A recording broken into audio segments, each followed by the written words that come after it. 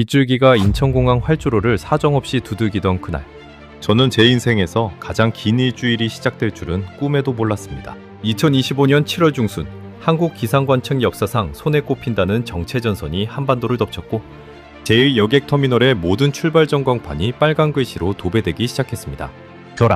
교랑, 또 교랑. 보스턴에서 출발한 우리 사립학교 연합 학생 47명과 빙솔교사 8명은 게이트 앞 의자에 주저앉은 채 천장을 두드리는 빗소리를 듣고 있었거든요. 학생들의 얼굴이 하얗게 질려갔습니다. 어떤 아이는 부모님께 영상통화를 걸며 울먹였고 또 어떤 아이는 바닥에 가방을 베고 누워버렸습니다. 가장 큰 문제는 에밀리였습니다. 글루텐 알레르기를 가진 16살짜리 그 아이가 보스턴에서 챙겨온 비상식량 봉지가 마지막 한 개까지 텅 비어버린 거였죠. 저는 미국 대사관 비상연락처를 5번이나 눌렀습니다. 돌아온 답은 단 한 줄, 현지 당국의 협조를 기다려달라는 말뿐이었습니다. 바로 그때 노란 형광색 조끼를 입은 한국인 직원 한 명이 우리 쪽으로 빠르게 걸어왔습니다. 그의 명찰엔 박성호라는 이름과 여객지원 팀장이라는 직함이 적혀 있었습니다. 그가 우리 앞에서 멈춰서더니 또박또박한 영어로 이렇게 말했습니다. 걱정하지 마세요. 머무실 곳, 드실 것, 의료 지원까지 전부 준비되어 있습니다. 알레르기가 있는 학생의 식단은 따로 챙기겠습니다. 저는 그 순간 속으로 코웃음을 쳤습니다. 외국인 단체, 그것도 일개 학생 47명한테 알레르기 맞춤 식단까지 정부가 챙겨준다고요? 미국 보스턴 한복판에서도 못하는 일을 한국 정부가 한다고요? 저는 30년 동안 미국 공립학교 급식 예산을 칼로 도려내며 살아온 사람입니다. 그런 제가 그 말을 믿을 리 없었거든요. 그러나 그로부터 정확히 일주일 뒤, 저는 미국으로 돌아가 30년간 일해온 매사추세츠 교육청에 사직서를 제출하게 됩니다. 손녀에게 마지막으로 남길 유산을 다시 쓰겠다고 결심하게 됩니다. 보스턴 글로브에 제 이름으로 기고문 한 편을 싣게 됩니다. 그 제목은 우리가 한국 학교 급식을 두려워해야 하는 이유였습니다. 대체 그 일주일 동안 인천공항과 송도 그리고 한 평범한 중학교 식당에서 무슨 일이 있었던 걸까요? 환시판 한 그릇 앞에서 30년 베테랑 교육행정가가 어떻게 무너졌던 걸까요? 그 이야기 지금부터 처음부터 끝까지 들려드리겠습니다. 영상 시작 전 구독과 좋아요로 대한민국의 미래를 응원해주세요. 제 이름은 리처드 콜먼입니다. 매사추세츠주 보스턴, 그곳 사립학교 연합에서 교육 인솔 책임을 맡고 있고 그 전엔 매사추세츠주 교육청에서 30년 동안 정책 자문관으로 일했습니다.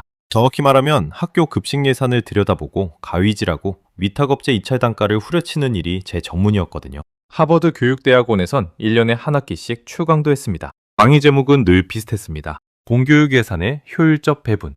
학생들 얼굴보다 엑셀 스프레드시트의 셀 하나를 더 오래 들여다본 30년이었습니다.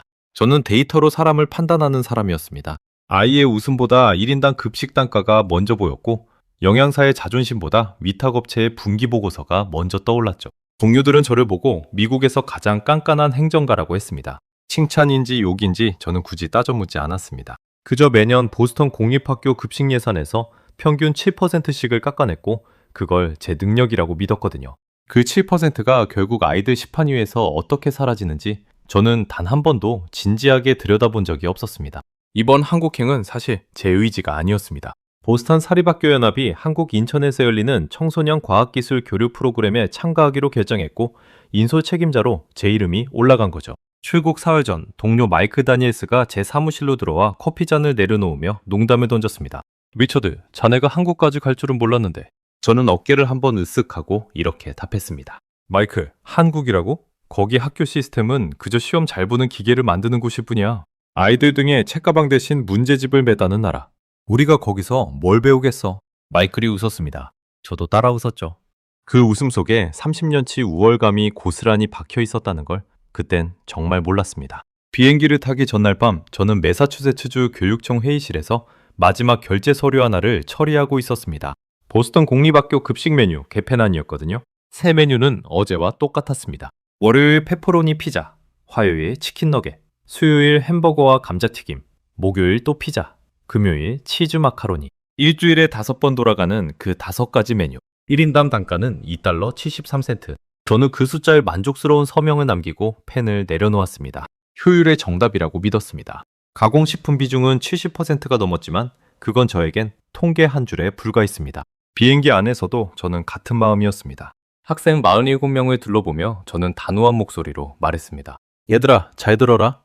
한국 음식 입에 안 맞아도 참아야 한다. 일주일이면 끝나는 일정이다. 호텔 조식이 가장 안전할 거고 가급적이면 매운 거, 발효된 거 처음 보는 건 손도 대지 마라. 에밀리, 너는 특히 글루텐 조심해야 해. 한국엔 알레르기 표시가 제대로 안 되어 있을 가능성이 크다. 에밀리가 좌석에서 고개를 들고 저를 똑바로 쳐다봤습니다. 그 아이의 눈빛엔 불안과 짜증이 절반씩 섞여 있었습니다. 콜먼 선생님, 저 정말 잘못 먹으면 응급실 가야 해요? 보스턴 학교 식당에서도 매번 따로 도시락 싸와요. 한국에선 어떻게 해요? 저는 단호하게 답했습니다. 그래서 비상식량을 챙겨온 거잖니? 일주일분이면 충분하다. 그 약속이 일주일도 안 돼서 빗물에 씻겨 내려갈 줄 그땐 정말 몰랐습니다. 옆자리에 마이클이 창밖을 보며 조용히 말을 걸어왔습니다. 리처드, 자네 정말 한국에 대해 그렇게밖에 모르나? 저는 어깨를 으쓱했습니다. K-팝, 반도체, 삼성, 현대. 그 정도면 충분하지 않나? 공공 서비스는 미국이나 유럽 수준이 아닐 거야. 어차피 우리 학생들 데리고 다닐 거니까 내가 다 통제할 수 있어. 마이클은 더는 묻지 않았습니다. 그저 창밖에 쌓이는 구름을 바라보며 가볍게 한숨을 내쉬었을 뿐입니다. 인천국제공항에 도착한 건 한국 시각으로 오후 2시 무렵이었습니다. 비행기가 활주로에 닿는 순간 창밖이 온통 회색이었습니다. 뒷줄기가 어찌나 굵었는지 비행기 동체를 두드리는 소리가 마치 누군가 양철 지붕을 마구 때리는 것 같았거든요. 입국장으로 향하는 동안 학생들은 신기한 듯 천장의 빗소리에 귀를 기울였습니다. 와, 비 진짜 많이 와요. 보스턴에선 이런 비 본 적 없어요. 한 학생이 들떠서 말했습니다. 저는 별 대수롭지 않게 받아 넘겼습니다. 잠깐 지나가는 소나기겠지. 그러나 입국장을 빠져나와 게이트 앞 전광판을 마주한 순간 제 표정이 굳었습니다. 도쿄행 켜랑, 로스앤젤레스행 켜랑, 시카고행 켜랑, 보스턴행 지역. 빨간 글씨가 끝도 없이 늘어서 있었습니다. 안내방송이 한국어와 영어로 번갈아 흘러나왔습니다. 정체전선의 영향으로 모든 출발 항공편이 무기한 결항됩니다. 이용객 여러분께선 안내 데스크로 와주시기 바랍니다. 학생들이 일제히 저를 쳐다봤습니다. 47쌍의 눈동자가 한꺼번에 저에게 쏠리던 그 압박감을 저는 지금도 잊지 못합니다. 크먼 선생님, 우리 어떡해요? 누군가가 작게 물었고 어떤 학생은 부모님께 전화를 걸기 시작했습니다. 저는 침착하려고 애썼습니다. 그런데 손바닥에 땀이 배었습니다. 30년 동안 회의실 책상 앞에선 늘 결정권자였던 제가 처음으로 통제 밖의 상황에 던져진 거였죠. 저는 핸드폰을 꺼내 곧장 미국 대사관 비상연락처를 눌렀습니다. 신호가 한참 가다 마침내 직원이 전화를 받았는데 돌아온 답은 짧고 무력했습니다. 콜먼 선생님, 현재 한국 전역에 호우특보가 내려졌고 공항 전체가 마비 상태입니다. 항공사 측 안내를 따르시고 현지 당국의 협조를 기다려 주십시오. 저는 더 캐물었습니다. 학생이 47명입니다. 알레르기 환자도 있습니다. 어떻게 기다리란 말입니까? 그러나 돌아온 건 같은 말의 반복이었습니다.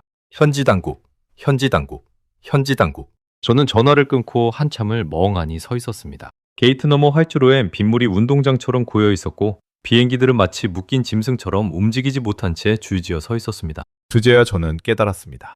우리는 정말로 갇혔구나. 그것도 미국에서 10,000km 넘게 떨어진 제가 한 번도 진지하게 생각해 본 적 없는 나라 한복판에 말입니다. 그리고 그 갇힘이 제 30년 인생을 송두리째 흔드는 시작점이 될 줄은 아직 그 순간엔 정말 짐작조차 하지 못했습니다. 게이트 앞에 주저앉아 시계를 노려본 지 정확히 3시간이 흘렀습니다. 한국 시각으로 오후 5시 무렵 빗줄기는 더 굵어졌고 전광판에 빨간 글씨도 줄어들 기미가 없었습니다. 학생들의 인내심이 한계에 다다르는 게 눈에 보였습니다. 누군가는 의자 위에 가로로 누워 잠이 들었고 누군가는 자판기 앞에서 동전을 만지작거리다 결국 그냥 돌아왔습니다. 마이클 다니엘스가 제 어깨를 가볍게 두드리며 낮은 목소리로 말했습니다. 리처드, 우리 진짜 어떻게 할 거야? 애들 저녁 시간이 다 됐어. 저는 답하지 못했습니다. 입을 열면 떨리는 목소리가 그대로 새어나갈 것 같았거든요. 30년 동안 회의실에서 가장 큰 목소리를 내던 사람이 47명의 10대 앞에서 무력해진 순간이었습니다. 그때 문제가 터졌습니다. 게이트 한쪽 구석에서 누군가의 비명이 들렸습니다. 콜먼 선생님, 빨리요. 에밀리가 이상해요. 저는 가방을 내팽개치고 달려갔습니다. 에밀리 파커가 의자 끝에 몸을 웅크린 채 두 손으로 목을 감싸 쥐고 있었습니다. 얼굴엔 붉은 두드러기가 점점이 올라와 있었고 호흡이 거칠어지고 있었습니다. 에밀리, 뭐 먹었니? 뭘 먹었어? 저는 그 아이의 어깨를 흔들며 물었습니다. 에밀리가 떨리는 손가락으로 옆자리 친구의 가방을 가리켰습니다. 친구가 권한 쿠키 한 조각, 글루텐이 들어있다는 사실을 깜빡 잊고 한 입 베어문 거였습니다. 심장이 빨라졌습니다. 저는 가방을 뒤져 휴대용 응급 키트를 꺼냈지만 보스턴에서 챙겨온 비상약은 이미 다 세치였습니다. 에밀리는 평소 식단 관리가 워낙 까다로워서 일주일 일정에 비상식량까지 여유분으로 챙겨왔는데 결항 사흘째 만에 그 여유분이 거의 다 떨어진 상태였습니다. 저는 다시 미국 대사관 번호를 눌렀습니다. 신호음만 길게 이어졌습니다. 도와줄 사람은 한 명도 보이지 않았습니다. 바로 그때 게이트 저쪽에서 누군가 빠르게 다가오는 발소리가 들렸습니다. 노란 형광색 조끼, 그 위로 빗물 자국이 군데군데 남아있는 점퍼. 박성호 인천공항 여객지원팀장이 의료키트를 든 직원 2명과 함께 우리 쪽으로 뛰어오고 있었습니다. 그가 저를 알아본 듯 곧장 에밀리 앞에 무릎을 꿇었습니다. 학생, 진정해요. 응급처치 들어갑니다. 의료팀이 곧 도착해요. 그의 한국식 영어는 빠르고 정확했고 무엇보다 망설임이 없었습니다. 박 팀장은 무전기를 꺼내 짧고 정확한 한국어로 무언가를 지시했습니다. 알아듣진 못했지만 그 어조에서 저는 묘한 안도감을 느꼈습니다. 통제권을 가진 사람의 목소리였거든요. 30분도 채 지나지 않아 공항 의무실 의료진이 도착했고 에밀리는 휴대용 산소 마스크를 쓴 채 의무실로 옮겨졌습니다. 두드러기는 1시간 만에 가라앉기 시작했습니다. 에밀리의 얼굴에 핏기가 돌아오는 걸 보고 나서야 저는 제가 1시간 내내 숨을 제대로 안 쉬고 있었다는 걸 깨달았습니다. 박 팀장이 의무실 복도에서 저를 마주보고 섰습니다. 콜먼 선생님이시죠? 저는 박성호입니다. 인천공항 여객지원 팀장입니다. 그가 명함을 꺼냈습니다. 명함 뒷면엔 24시간 비상 연락처가 영어와 한국어로 적혀 있었습니다. 저는 명함을 받아들고 잠깐 망설이다 물었습니다. 박 팀장님, 우리 학생들이 47명입니다. 알레르기 환자, 천식 환자, 채식주의자도 있어요. 오늘 밤을 어디서 보내야 합니까? 호텔은 이미 다만실이라고 들었습니다. 박 팀장이 잠깐 시계를 보더니 침착하게 답했습니다. 인천광역시청과 협의가 끝났습니다. 송도국제도시에 정부와 시청이 마련한 외국인 임시체류 지원시설이 있습니다. 47명 전원, 인솔교사 8명까지 모두 수용 가능합니다. 식사도 준비됩니다. 의료진이 24시간 대기합니다. 알레르기 학생 식단도 별도로 챙기겠습니다. 저는 잠깐 그의 얼굴을 멍하니 쳐다봤습니다. 별도 식단이라는 말이 귀에 박혔거든요. 한 번 더 확인하고 싶었습니다. 박 팀장님, 잠깐만요. 별도 식단이라고요? 외국인 단체, 그것도 비상체류자에게 알레르기 맞춤 식단을요? 그게 정말 가능한 일입니까? 박 팀장이 살짝 미소를 지으며 답했습니다. 한국에선 학교 급식도 그렇게 합니다. 콜먼 선생님. 임시 숙소라고 다르진 않습니다. 저는 그 말을 듣고도 솔직히 믿지 않았습니다. 30년 행정가의 경험이 머릿속에서 비웃었거든요. 고스턴에서도 못하는 일이야. 뉴욕에서도 못해. 어차피 빈말이겠지. 그저 외국인 단체에 진정시키려는 외교적 멘트일 거야. 저는 박 팀장에게 형식적인 감사 인사를 건네고 학생들이 모여있는 게이트로 돌아왔습니다. 밤 8시 무렵 인천공항 1층 출구 앞에 대형 버스 2대가 정차했습니다. 차체엔 인천광역시 외국인 비상지원이라는 한국어와 영어 안내문이 함께 붙어 있었습니다. 마이클이 그 글씨를 한참 들여다보더니 작게 중얼거렸습니다. 미쳐드, 이거 진짜 시청버스인데? 정부가 진짜 보낼 거야? 저는 별 대답을 하지 않았습니다. 학생들을 태우는 게 먼저였거든요. 버스 안엔 운전기사 외에 한국인 자원봉사자 2명이 미리 타 있었고 영어로 학생들의 이름을 하나하나 확인하며 명단을 체크했습니다. 47명, 한 명도 빠짐없이. 버스가 출발하자 창밖으로 인천공항의 불빛이 빗속에서 흐릿하게 멀어졌습니다. 학생들은 지쳐서 대부분 잠이 들었고 저는 창에 머리를 기댄 채 빗물에 어른거리는 도시의 풍경을 바라봤습니다. 그러면서 마음 한구석으로는 계속 의심하고 있었습니다. 임시숙소라는 게 어떤 곳일까? 학교 강당에 매트리스 깔아놓은 수준이겠지? 식사도 그냥 컵라면이나 빵 같은 거 던져주겠지. 저는 그렇게 마음의 기대치를 한껏 낮추고 있었습니다. 미국에서 비슷한 사태가 터졌을 때 제가 봐온 임시대피소의 풍경이 머릿속에서 자동으로 재생되고 있었거든요. 송도까지 가는 길은 약 40분이 걸렸습니다. 도착했을 땐 한국 시각으로 밤 9시가 넘어 있었습니다. 버스가 어느 깔끔한 건물 앞에 멈춰서더니 자원봉사자 한 명이 영어로 안내했습니다. 여러분, 도착했습니다. 송도 외국인 비상체류 지원센터입니다. 짐은 두고 내리세요. 직원분들이 객실까지 옮겨드립니다. 저는 버스에서 내려 건물을 올려다봤습니다. 깨끗한 외벽, 환하게 켜진 로비 조명, 그리고 입구 앞에 줄지어 서 있는 직원 7, 8명. 그들은 우리가 내리는 모습을 보고 정중하게 고개를 숙여 인사했습니다. 한 사람이 영어로 또박또박 말했습니다. 먼 길 오시느라 고생 많으셨습니다. 인천 시민을 대표해 환영합니다. 저는 그 한마디에 잠시 입이 멈췄습니다. 환영합니다. 비행기 결항으로 발이 묶인, 그것도 보험으로 따지면 항공사 책임에 가까운 외국인 단체에게 한국 정부와 인천시청이 직접 사람을 보내 환영 인사를 건네고 있었던 거였습니다. 학생 한 명이 졸린 목소리로 제 웃자락을 잡았습니다. 콜먼 선생님, 여기 진짜 좋은 곳이에요? 저는 그 아이의 머리를 쓰다듬으며 어색하게 웃었습니다. 글쎄, 들어가 봐야 알겠지. 묘비로 들어서는 순간 저는 한국식 환영이라는 말의 무게를 처음으로 어렴풋이 느꼈습니다. 하지만 진짜 충격은 아직 시작도 안 한 상태였습니다. 그날 밤 식당에서 받게 될 첫 끼니가 제 30년 신념의 첫 균열을 만들게 될 줄 그땐 정말 짐작도 못했거든요. 묘비를 지나 안내받은 객실은 호텔 수준이었습니다. 트윈베드, 깨끗한 욕실, 책상 위엔 한국어와 영어로 된 안내 책자, 그리고 작은 메모 한 장.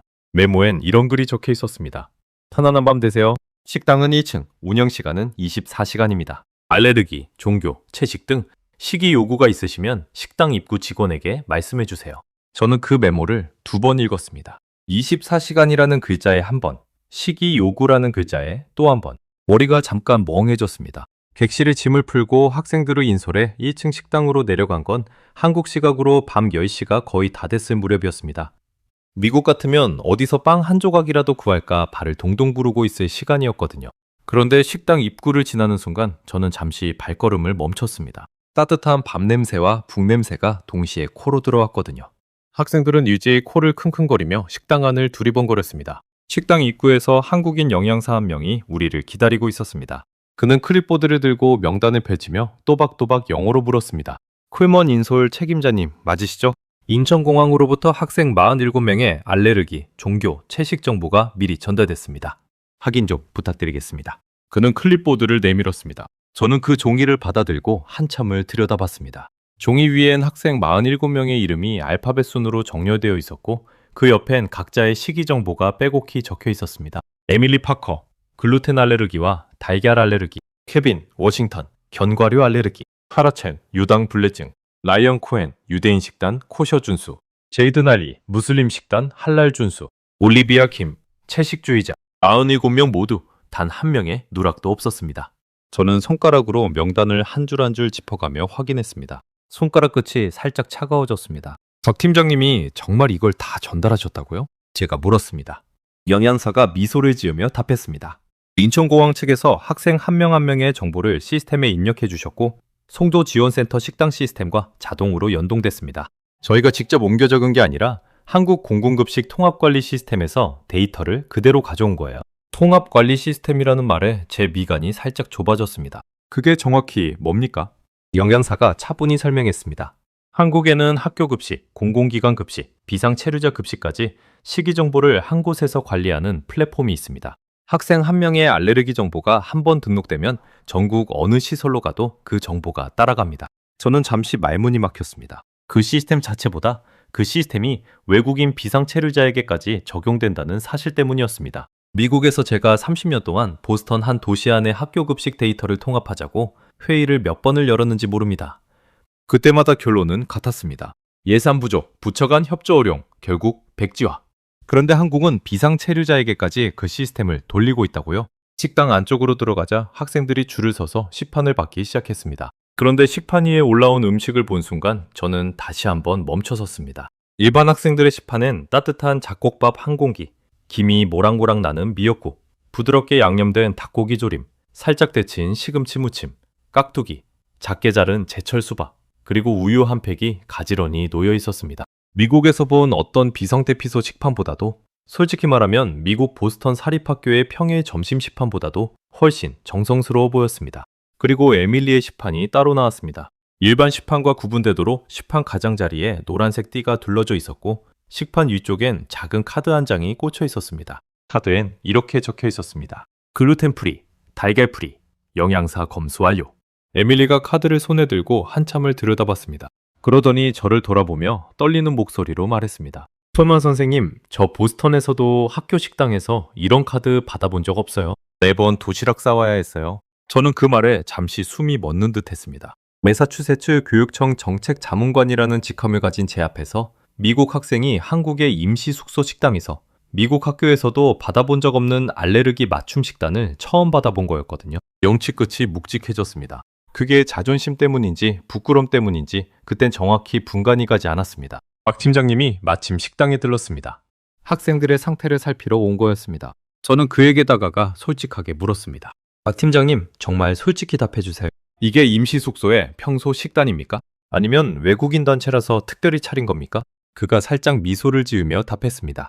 콜먼 선생님, 한국에선요 학교 급식이 이 수준입니다. 임시 숙소는 학교 급식 단가를 기준으로 운영됩니다. 그러니까 학생들이 평소 자기네 학교에서 먹는 것과 거의 비슷한 수준이라고 보시면 됩니다. 학교 급식이 이 수준이라는 말, 그 한 문장이 제 머릿속에서 종소리처럼 물렸습니다.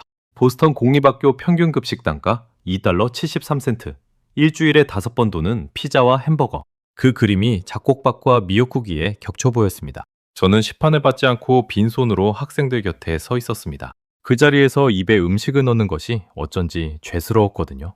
다음날 아침 박 팀장이 직접 송도 지원센터로 찾아왔습니다. 그가 좋은 소식이 있다며 일정표 한 장을 건넸습니다. 일정표 맨 윗줄엔 이렇게 적혀 있었습니다. 인천교육청 옆쪽 인천 모 공립중학교 견학 일정 안내. 박 팀장이 설명했습니다. 콜먼 선생님께서 매사추세츠 교육청에서 오신 분이라는 정보를 전달드렸더니 인천교육청 측에서 흔쾌히 학교 견학을 제안하셨습니다. 마침 결항으로 일정에 여유가 생기셨으니 한국공립중학교의 평일 일과를 직접 보시는 것도 의미가 있을 거라 하셨습니다. 저는 잠깐 망설였습니다. 솔직히 그 시점에 저는 한국 학교를 더 보고 싶지 않았습니다. 어제 송도 식당에서 본 시판 하나만으로도 이미 마음 한구석이 어지러웠거든요. 그런데 마이클이 옆에서 어깨를 가볍게 치며 말했습니다. 리처드, 가야지. 자네 평생 학교 급식 정책을 자문해온 사람이잖아. 한국 학교 식당을 직접 보지 않고 미국 돌아가면 자네 자신한테도 거짓말하는 거야. 저는 마이클을 잠시 노려보다 결국 일정표에 서명했습니다. 전학 당일 학생들과 함께 버스를 타고 인천 시내의 한 공립중학교에 도착한 건 한국 시각으로 오전 11시 무렵이었습니다. 비는 그쳤지만 하늘은 여전히 무겁게 가라앉아 있었습니다. 학교 정문 앞에 교장 선생님과 영양교사 한 분이 마중을 나와 있었습니다. 영양교사 명찰엔 김지연이라는 이름과 함께 12년 차라는 표시가 작혀 있었습니다. 학교 안내를 받으며 우리는 평범한 한국 중학교의 일상을 둘러봤습니다. 교실 풍경, 도서관, 체육관, 그리고 마침내 점심시간을 앞두고 급식실 앞에 도착했습니다. 김지연 영양교사가 부드럽게 웃으며 말했습니다. 콜먼 선생님, 오늘 우리 학교 학생들이 평소에 먹는 점심을 학생분들도 똑같이 드시게 됩니다. 특별 메뉴 아니에요. 평소 메뉴 그대로입니다. 급식실 문이 열리고 안으로 들어선 순간 저는 다시 한번 그 자리에 우뚝 멈추섰습니다. 길게 늘어선 한국 중학생들의 줄, 그 끝에서 받아들고 자리로 향하는 학생들의 식판. 그 식판 위에 무엇이 올라가 있는지를 본 그 순간이 제 30년 행정가 인생의 첫 번째 진짜 균열이 시작된 순간이었습니다. 급식실 안은 생각보다 훨씬 넓었습니다. 천장은 높고 조명은 자연광에 가까운 부드러운 백색이었으며 바닥은 미끄럼 방지 처리가 된 매끈한 회색 타일이었습니다. 한쪽 벽엔 커다란 게시판이 걸려 있었고 그 위에 오늘의 식단표가 한국어와 영어로 나란히 인쇄되어 있었습니다. 잡곡밥, 미역국, 소불고기, 시금치 무침, 깍두기, 제철 참외, 우유. 그리고 그 옆엔 각 메뉴의 칼로리, 나트륨 함량, 단백질 함량, 알레르기 유발 성분까지 표시되어 있었습니다. 저는 그 게시판 앞에서 한참을 떠나지 못했습니다. 알레르기 유발 성분 표시, 단순한 라벨 한 장이 아니었습니다. 그 옆엔 친환경 인증 식재료라는 마크가 메뉴마다 작게 붙어 있었거든요. 김지연 영양교사가 제 시선을 따라오더니 차분히 설명했습니다. 콜먼 선생님, 한국 공립학교에서 사용하는 식재료의 우선순위는 친환경 인증 농산물입니다. 정부와 지자체가 가격 차이를 보조해줍니다. 학생 부담은 0원입니다. 학부모 부담도 없어요. 저는 게시판에서 시선을 떼지 못한 채 되물었습니다. 학생 부담 0원이라는 게 일부 저소득층만 그런 게 아니라 전원 무상이라는 뜻입니까? 김 영양교사가 고개를 끄덕였습니다. 부잣집 아이도 가난한 집 아이도 똑같은 식판을 똑같이 무료로 받습니다. 한국 공립학교 급식 실시율은 96%가 넘고 그 대부분이 전면 무상급식이에요. 1992년엔 우리도 11%밖에 안 됐어요. 30년 만에 여기까지 왔습니다. 11%에서 96%, 30년. 그 두 숫자를 머릿속에서 굴려보는 동안 저는 제 손이 묘하게 차가워지는 걸 느꼈습니다. 1992년이라면 제가 매사추세츠주 교육청에 막 들어가 첫 보고서를 쓰던 해였거든요. 그 해부터 저는 보스턴 공립학교 급식 예산을 깎아왔고 한국은 그 해부터 학생들의 점심을 국가가 책임지자는 약속을 키워왔다는 뜻입니다. 같은 30년이었습니다. 그러나 30년이 만든 두 나라의 시판은 결과적으로 너무도 달랐습니다. 학생들이 시판을 받기 위해 줄을 섰습니다. 보스턴에서 온 우리 학생들도 한국 중학생들 뒤에 자연스럽게 섰습니다. 47명의 미국 학생들, 그중엔 알레르기, 종교, 채식 등으로 각자 식단이 다른 아이들이 섞여 있었습니다. 저는 솔직히 걱정이 됐습니다. 어제 송도 식당에서야 비상체류라는 명목으로 별도 식단을 받았다지만 오늘은 평범한 학교 급식실이었거든요. 보스턴 사립학교 식당에서도 알레르기 학생 한 명을 위해 별도 메뉴를 차리는 일은 거의 없는 일이었습니다. 그런데 줄의 끝에서 신기한 광경이 펼쳐졌습니다. 에밀리가 시판을 받는 순간 배식대 안쪽에서 노란 띠가 둘러진 별도 시판이 등장했습니다. 그 위엔 글루텐 프리 잡곡밥, 글루텐이 들어가지 않은 양념의 소불고기, 달걀이 들어가지 않은 시금치 무침, 깍두기, 참외, 그리고 두유 한 팩이 놓여 있었습니다. 라이언 코엔에겐 코셔 식단이, 제이든 알리에겐 할랄 식단이, 올리비아 김에겐 채식 식단이 각각 나왔습니다. 97명 모두에게 자기 시판이 따로 준비돼 있었던 거였습니다. 저는 김 영양교사에게 다급하게 물었습니다. 김 선생님, 이게 어떻게 가능한 겁니까? 우리는 오늘 아침에야 학교 견학이 결정됐는데 김 영양교사가 살짝 미소를 지으며 답했습니다. 어제 저녁에 인천교육청에서 학생 명단과 시기 정보를 받았어요. 송도지원센터 시스템에 등록된 데이터를 그대로 연동했습니다. 47명 식단을 다시 짜는데 2시간 정도 걸렸습니다. 영양교사 2명이 함께 했어요. 2시간. 2시간 만에 외국인 학생 47명의 알레르기와 종교와 채식 요구를 전부 반영한 별도 시판을 한국 공립중학교 영양교사 2명이 짜냈다는 말이었습니다. 저는 잠시 그 자리에서 숨을 멈췄습니다. 보스턴 공립학교에서 알레르기 학생 1명의 별도 식단을 만들려면 학부모가 진단서를 떼와 행정실에 제출하고 위탁업체와 협의를 거쳐 평균 6주가 걸렸습니다. 6주. 한국은 2시간이었습니다. 저는 가방에서 메모장을 꺼냈습니다. 30년 동안 회의실에서 들고 다닌 검정 가죽 표지에 그 메모장이었습니다. 페이지를 넘기다가 보스턴 공립학교 급식 통계 페이지를 펼쳤습니다. 거기엔 제가 작년에 직접 정리한 숫자들이 적혀 있었습니다. 보스턴 공립학교 1인당 급식 단가 $2 73센트, 영양사 자격증을 보유한 직원 비율 28%, 가공식품 비중 71%, 신선 채소 비중 9%, 알레르기 맞춤 식단 운영, 학교 비율 14%, 매사추세츠주 공립학교 평균 비만율 19%.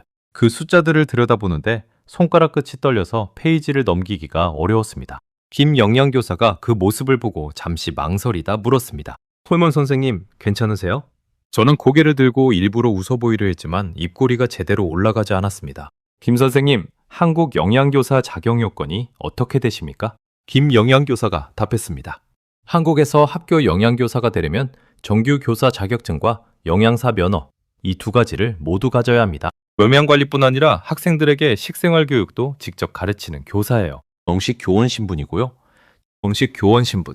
그 말을 듣는 순간 저는 메모장을 손에서 놓칠 뻔했습니다. 미국 보스턴 공립학교의 급식 운영은 대부분 외부 위탁업체가 담당합니다. 식당에서 일하는 사람들은 시간제 노동자가 대부분이고 영양사 자격증을 가진 사람이 학교에 상주하는 비율은 28%밖에 안 됩니다. 그러니까 미국 공립학교 4곳 중 3곳은 영양사 없이 그냥 위탁업체가 정해준 메뉴를 데워서 내놓는 거였습니다. 그런데 한국은 학교마다 정규교원 신분의 영양교사가 따로 있다는 말이었습니다. 학생들이 자리에 앉아 식사를 시작했습니다. 저는 한쪽 구석에 서서 그 모습을 지켜봤습니다. 한국 중학생들과 미국 학생들이 같은 테이블에 섞여 앉아 손짓발짓으로 대화를 나누고 있었습니다. 그런데 식사를 시작하고 5분도 채 지나지 않아 미국 학생들 사이에서 작은 환호성이 터지기 시작했습니다. It's so good. This is amazing. Oh my god, the beef. 한 학생은 시금치 무침을 한 입 먹고 눈이 동그래지더니 옆자리 친구에게 정말로 채소가 맛있을 수 있다는 걸 처음 알았다고 속삭였습니다. 그리고 한 테이블에서 우는 학생이 보였습니다. 디아라는 14살짜리 학생이었습니다. 청소 보스턴에서 학교 급식을 거의 먹지 않고 집에서 싸온 도시락만 먹던 아이였습니다. 그 아이가 시판 앞에서 고개를 숙인 채 눈물을 흘리고 있었습니다. 저는 다가가 조심스럽게 물었습니다. 디아, 무슨 일이니? 음식이 안 맞니? 디아가 고개를 저으며 떨리는 목소리로 말했습니다. 선생님, 너무 맛있어요. 그래서 우는 거예요. 저 학교에서 이런 밥 먹어본 적 한 번도 없어요. 학교 식당이 이런 곳일 수도 있다는 걸 저는 오늘 처음 알았어요. 가슴이 무겁게 내려앉았습니다. 30년 동안 제가 자문해온 시스템 안에서 자란 미국 아이가 한국 공립중학교 식당에서 학교 밥을 처음으로 맛있게 먹어보고 눈물을 흘리고 있었습니다. 그 눈물의 의미를 저는 누구보다 정확히 알았습니다. 그동안 그 아이의 학교 식판에 무엇이 올라가 있었는지, 그리고 그 식판의 단가를 누가 깎아왔는지 저는 너무도 잘 알고 있었거든요. 저는 김 영양교사에게 다가가 거의 매달리듯 물었습니다. 김 선생님, 다시 한번 확인하고 싶습니다. 오늘 이 식단이 정말 한국 공립중학교의 평범한 평일 점심이라는 말이 사실입니까? 특별한 날이 아니라요. 외국 손님이 와서 차린 특별 메뉴가 아니라요. 김 영양교사가 부드럽지만 단단한 목소리로 답했습니다. 설만 선생님, 한국의 거의 모든 공립학교가 이렇게 합니다. 메뉴는 학교마다 조금씩 다르지만 수준은 비슷합니다. 영양교사가 매주 식단을 직접 짜고 친환경 식재료가 우선 들어가고 학생 부담은 0원이고 알레르기 학생은 별도 식단을 받습니다. 평범한 학교 점심입니다. 저는 그 자리에서 한참을 서 있었습니다. 머릿속에서 30년치 회의록이 한꺼번에 펼쳐졌습니다.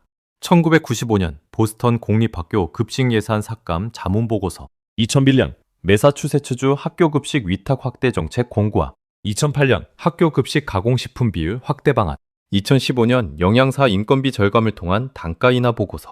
페이지마다 제 서명이 들어가 있었습니다. 효율, 비용, 절감, 합리화. 그 단어들로 채워진 30년이었습니다. 그 30년의 결과가 지금 디아의 눈물이었습니다. 김 영양교사가 한 한국 학생에게 다가가 손을 얹고 미소를 지었습니다.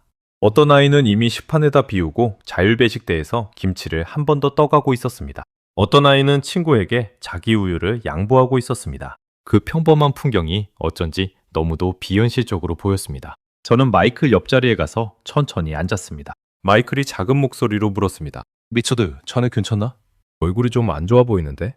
저는 잠시 침묵하다 30년 만에 처음으로 제 입에서 그 한마디가 새어나갔습니다. 마이클, 나는 30년 동안 예산을 잘 나왔어. 그런데 한국은 30년 동안 이걸 지어올린 거야. 같은 30년이었는데 말이야. 마이클이 아무 말도 하지 않았습니다. 그저 제 어깨에 손을 살짝 얹었을 뿐이었습니다. 그 손의 무게가 그때만큼은 30년치 무게처럼 느껴졌습니다. 그날 밤 송도지원센터로 돌아왔을 때 저는 객실 문을 닫자마자 침대 가장자리에 앉아 한참을 움직이지 못했습니다. 시계를 보니 한국 시각으로 밤 10시가 조금 넘어 있었습니다. 학생들은 일찍 잠자리에 들었고 마이크도 자기 방으로 돌아간 뒤였습니다. 객실은 조용했습니다. 너무 조용해서 오히려 머릿속이 더 시끄러웠거든요. 디아의 눈물, 에밀리의 노란띠 식판, 김지연 영양교사의 차분한 목소리, 그리고 1992년부터 시작된 한국의 30년이라는 숫자가 머릿속에서 끊임없이 돌아갔습니다. 저는 가방에서 노트북을 꺼냈습니다. 30년 만에 처음으로 제 손으로 미국 아동 비만율 통계를 검색해봤습니다. 정확히 알고 싶었거든요. 그동안 회의실에선 누군가가 정리해준 요약본만 봐왔던 그 숫자를 처음으로 제 두 눈으로 확인하고 싶었습니다. 미국 질병통제예방센터 자료가 화면에 떴습니다. 미국 6세에서 11세 아동 비만율 약 19%, 같은 연령대 한국 아동 비만율 약 7%, 3배 가까운 차이였습니다. 30년 동안 한국이 시판을 짓고 미국이 시판을 깎은 결과가 그 한 줄 숫자에 적나라하게 박혀 있었습니다. 저는 노트북을 덮고 두 손으로 얼굴을 감쌌습니다. 손바닥이 차가웠는데 얼굴은 뜨거웠습니다. 30년이라는 단어가 무겁게 짓눌렀습니다. 그 30년 동안 제가 자문한 보고서로 인해 시판 위에서 사라진 영양가가 도대체 몇 그릇인지, 그 그릇 수만큼의 아이들이 어떤 어른으로 자라났는지 저는 살면서 단 한 번도 진지하게 계산해 본 적이 없었습니다. 회의실의 엑셀 하나가 어느 아이의 점심 한 그릇이라는 사실을 30년이 지나서야 보스턴이 아닌 인천 송도의 작은 객실에서 깨닫고 있었던 거였습니다. 새벽 2시가 넘도록 잠을 이루지 못했습니다. 침대에 누우면 디아의 어깨가 떠올랐고 눈을 감으면 게시판이 친환경 인증 마크가 보였습니다. 결국 침대에서 내려와 책상 앞에 앉았습니다. 메모장을 펼치고 깨끗한 페이지에 만년필을 댔습니다.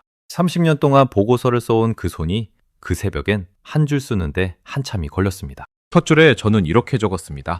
나는 효율을 자랑했고 한국은 아이들을 자랑했다. 만년필 끝이 종이 위에서 잠시 멈췄습니다. 그 문장 아래로 한 줄 한 줄 적어 내려갔습니다. 1995년 보스턴 공립학교 급식 예산 삭감 보고서. 그 보고서로 인해 사라진 신선 채소의 양. 2001년 위탁 확대 권고안. 그 권고안으로 인해 학교에서 사라진 영양사대. 2008년 가공식품 비율 확대 방안. 그 방안으로 인해 식판 위에 올라간 페퍼로니 피자 조각수. 페이지가 채워질수록 만년필을 쥔 손이 점점 무거워졌습니다. 1시간쯤 적었을까? 저는 펜을 내려놓고 창밖을 바라봤습니다. 송도 신도시의 새벽 불빛이 빗물에 어른거리며 흔들리고 있었습니다. 그 새벽 저는 결심했습니다. 김지연 영양교사에게 정식으로 인터뷰를 요청해야겠다고. 30년 행정가가 아니라 한 사람의 학생으로서 묻고 싶은 게 너무 많았거든요. 어떻게 가능했는지, 무엇이 다른지, 그리고 미국은 어디서부터 잘못된 건지. 다음날 아침 박성호 팀장께 부탁드려 인천교육청을 거쳐 김 영양교사와의 면담 일정이 잡혔습니다. 사흘 뒤, 그러니까 결항 닷새째 되는 날 오후 저는 인천 그 공립중학교 영양교사실에 다시 발을 들였습니다. 영양교사실은 생각보다 좁았습니다. 책상 2개, 자료 캐비닛 하나, 벽엔 한 달치 식단표가 빼곡히 붙어 있었고 한쪽 구석엔 학생 알레르기 카드철과 친환경 인증서 묶음이 가지런히 정돈돼 있었습니다. 김지연 영양교사가 차 한 잔을 내어주시며 자리에 앉으셨습니다. 저는 잠시 머뭇거리다가 30년 행정가의 직함을 다 내려놓은 채 물었습니다. 김 선생님, 한국은 이걸 도대체 어떻게 해낸 겁니까? 1992년 11%였던 나라가 어떻게 30년 만에 96%가 된 겁니까? 비밀이 뭡니까? 김 영양교사는 잠시 차잔을 내려다보더니 천천히 입을 열었습니다. 콜먼 선생님, 솔직히 말씀드릴게요. 우리도 30년 전엔 부끄러운 나라였어요. 시골 학교에선 도시락도 못 사오는 아이들이 한 반의 절반이 넘었어요. 점심시간이면 운동장에서 혼자 시간을 보내는 아이들이 있었습니다. 그 아이들이 친구들 앞에서 부끄럽지 않도록 누군가 처음으로 말을 꺼냈어요. 아이들 점심을 국가가 책임지자고. 처음엔 다들 반대했죠. 예산이 없다. 학부모 부담이다. 효율이 떨어진다. 그 모든 반대를 30년에 걸쳐 한 학교, 한 도시, 한 도 단위로 천천히 깨나간 거예요. 그 30년에 걸쳐라는 말이 제 마음 한가운데를 정확히 찔렀습니다. 김 영양교사는 차분히 이어갔습니다. 한국은 어느 날 갑자기 학교 급식이 좋아진 게 아닙니다. 1992년에 11%, 2003년쯤 70%, 2010년대 들어 무상급식이 본격적으로 확대되고 2020년대엔 초등학교부터 고등학교까지 전면 무상화가 거의 완성됐어요. 그 사이에 영양교사 자격제도가 정비됐고 친환경 인증 식재료 우선 사용이 법제화됐고 알레르기 정보 통합관리 시스템이 만들어졌어요. 한 정권의 공약이 아니었어요. 모든 정권을 거치면서 어떤 정부가 들어와도 학교 급식은 후퇴시키지 않는다는 사회적 약속이 만들어진 거예요. 후퇴시키지 않는다. 그 한마디가 저를 또 한 번 흔들었습니다. 미국은 정권이 바뀔 때마다 학교 급식 정책이 뒤집혔습니다. 무상급식을 확대하던 행정부가 끝나면 다음 행정부에서 그 절반을 도로 잘랐고 그 다음 행정부에서 다시 일부만 살려놓는 시기였습니다. 30년 동안 그 톡질을 반복한 미국과 30년 동안 한 방향으로 한 걸음씩 올라간 한국. 같은 시간을 산 두 나라가 어떻게 다른 결과를 만들어냈는지 그 답이 그 한 문장 안에 들어있었습니다. 저는 자료 캐비닛 쪽으로 시선을 돌렸습니다. 그 안에 학생 알레르기 카드가 학년별로, 반별로, 이름 순으로 정리돼 있었습니다. 김 선생님, 저 카드 한 장 한 장을 다 선생님이 직접 관리하시는 겁니까? 제가 물었습니다. 김 영양교사가 끄덕였습니다. 신학기 시작 전 학부모 면담을 통해 한 명 한 명 확인합니다. 학기 중에 새로 알게 된 알레르기는 즉시 시스템에 등록하고 식단을 그날 안에 조정합니다. 한 학생도 빠짐없이 안전한 점심을 먹게 하는 게 영양교사의 가장 큰 의무예요. 저는 그 캐비닛 앞에서 잠시 눈을 감았습니다. 보스턴 공립학교에선 알레르기 학생 부모가 매년 진단서를 직접 떼와 행정실에 제출해야 했고 그 진단서가 식당까지 전달되는데 평균 6주가 걸렸습니다. 그 6주 동안 어떤 아이는 점심을 굶었고 어떤 아이는 친구들과 다른 메뉴를 받지 못해 그냥 빵 한 조각으로 때웠습니다. 그게 미국에서 가장 부유한 도시 중 하나라는 보스턴의 풍경이었습니다. 한국은 영양교사 한 명이 그 모든 카드를 자기 책상 옆 캐비닛에 넣어두고 직접 관리하고 있었습니다. 면담이 끝날 무렵 저는 마지막 질문을 던졌습니다. 김 선생님, 한국이 이렇게까지 한 가장 큰 이유가 뭐라고 생각하십니까? 김 영양교사는 잠시 창밖을 바라보다 천천히 답했습니다. 콜먼 선생님, 한국에선요, 부잣집 아이도 가난한 집 아이도 똑같은 시판을 받습니다. 그게 우리가 30년간 싸워서 만든 약속이에요. 어른들의 약속이고 사회 전체의 약속이에요. 효율이 아니라 약속이 우리를 여기까지 데려왔어요. 효율이 아니라 약속. 저는 그 한마디 앞에서 30년 커리어가 완전히 무너지는 걸 느꼈습니다. 효율이라는 단어로 평생을 살아온 사람이 약속이라는 단어 앞에서 처음으로 부끄러움이라는 감정의 진짜 무게를 알게 된 순간이었습니다. 입안이 바짝 말랐습니다. 저는 자리에서 일어나 김 영양교사께 90도로 허리를 숙여 인사했습니다. 한국식 인사가 아니라 한 사람이 다른 한 사람의 30년 노동에 보내는 진심의 표시였습니다. 김 영양교사는 살짝 당황하시며 마주 일어나 인사를 받아주셨습니다. 학교를 나서기 전 저는 마지막으로 한 가지를 부탁드렸습니다. 오후 종례 전 잠시만 우리 미국 학생들 앞에서 제가 한마디 할 수 있게 해달라고요. 김 영양교사는 흔쾌히 허락해 주셨고 인천교육청에서 양해의 연락이 왔습니다. 그날 오후 송도 지원센터 대강당에 학생 47명과 인솔교사 8명이 모였습니다. 마이클이 맨 앞줄에 앉아 저를 올려다봤습니다. 그 눈빛이 무언가를 알고 있는 듯 깊고 조용했습니다. 저는 단상 위에 올라가 마이크 앞에 섰습니다. 30년 동안 무수히 많은 보고회에서 단상에 섰지만 그날만큼 다리가 떨린 적은 없었습니다. 저는 마이크를 한번 잡았다 놓았다 한 뒤 학생들의 눈을 하나하나 마주봤습니다. 그리고 천천히 입을 열었습니다. 얘들아, 들어줘. 너희 인솔 책임자로서 그리고 한 사람의 어른으로서 너희에게 사과할 게 있다. 학생들이 일제히 저를 쳐다봤습니다. 당당히 조용해졌습니다. 저는 한 호흡을 깊이 들이쉬고 말을 이었습니다. 보스턴으로 돌아가면 너희는 다시 너희 학교 식당에서 페퍼로니 피자와 치킨 너겟을 먹게 될 거다. 그 메뉴를 짠 사람 중 한 명이 바로 나다. 그 메뉴의 단가를 깎은 사람도 나다. 30년 동안 그게 효율이라고 믿었다. 그런데 이번 일주일 동안 나는 한국의 한 중학교 식당에서 내가 너희에게 평생 잘못 가르치고 있었다는 걸 알게 됐다. 학교 식당은 단가가 아니라 약속의 공간이라는 걸 이 나이에 처음 배웠다. 너희에게 미안하다. 정말로 미안하다. 디아가 맨 앞줄에서 다시 눈물을 흘리기 시작했습니다. 에밀리가 양손을 입에 갖다 댄 채 저를 올려다봤습니다. 마이클이 자리에서 일어나 저에게 천천히 박수를 보내기 시작했습니다. 1명, 2명. 그러다 강당의 모든 학생이 일어서서 박수를 쳤습니다. 그 박수 소리는 칭찬이 아니었습니다. 한 어른의 늦은 고백을 들어주는 또래들의 조용한 위로였습니다. 저는 반상 위에서 그 박수를 받으며 30년 만에 처음으로 제 두 눈가가 뜨거워지는 걸 느꼈습니다. 진짜로 부끄럽다는 감정이 어떤 무게인지 그 박수 소리 안에서 비로소 알게 된 거였습니다. 일주일 만에 결항이 풀리고 보스턴으로 돌아가는 비행기를 탄 건 한국 시각으로 7월 하순의 어느 맑은 오후였습니다. 인천공항 출국장 앞엔 박성호 팀장과 김지연 영양교사가 직접 나와 우리 학생들을 배웅해 주셨습니다. 47명의 학생들이 한 명씩 두 분께 손을 흔들고 비행기에 올랐습니다.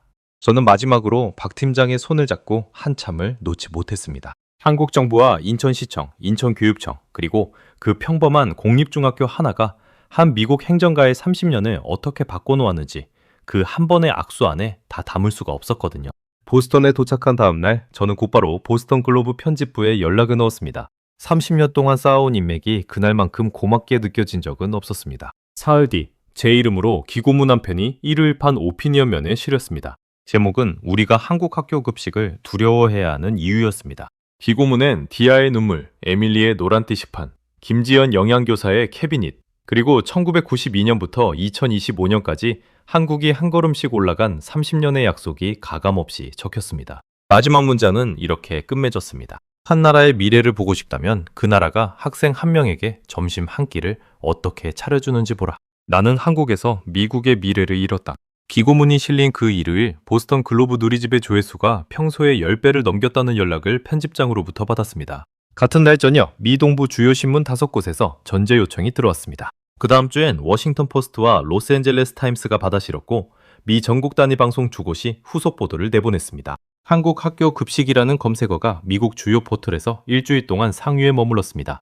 인천교육청과 한국외교부엔 미국 교사, 학부모, 정책 위반자, 영양사 단체로부터 학교 견학 신청이 쇄도하기 시작했다는 소식이 한 달도 안 돼 들려왔습니다.